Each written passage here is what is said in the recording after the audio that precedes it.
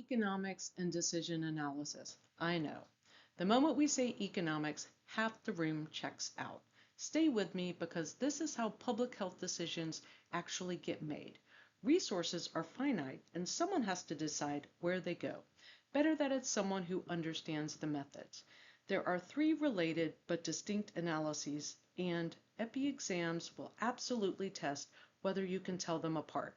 Cost-benefit analysis puts all costs and all outcomes into monetary terms. You end up with a net benefit or a benefit to cost ratio.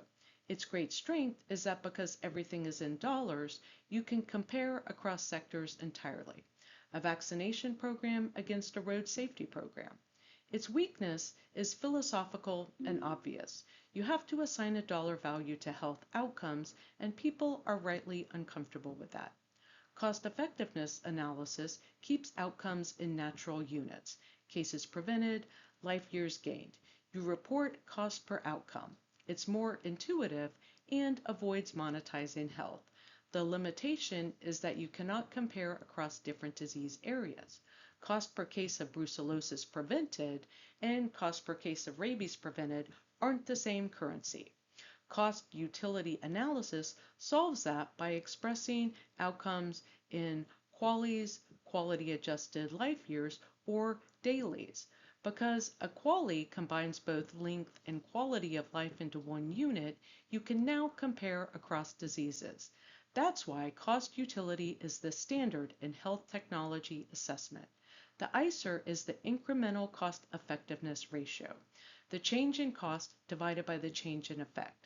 It answers a specifically incremental question. What does one additional unit of health gain cost me compared to the alternative I'd otherwise choose? And an ICER means nothing on its own. You interpret it against a willingness to pay threshold, the amount your decision maker or society considers acceptable to pay for that unit of health. Decision trees are how you structure a choice under uncertainty.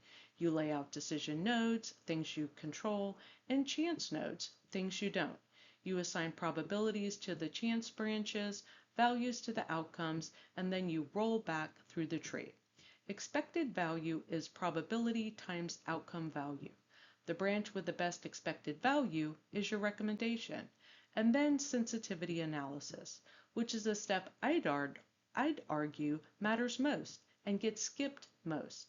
You take your uncertain inputs, and in veterinary work, a lot of your inputs are uncertain, and vary them across plausible ranges. Then you ask, does my conclusion hold? If your recommendation flips when a parameter moves within a range you genuinely can't rule out, that recommendation is fragile, and you owe the decision maker that information. If it holds up no matter how you push it, you can speak with real confidence. Always run one.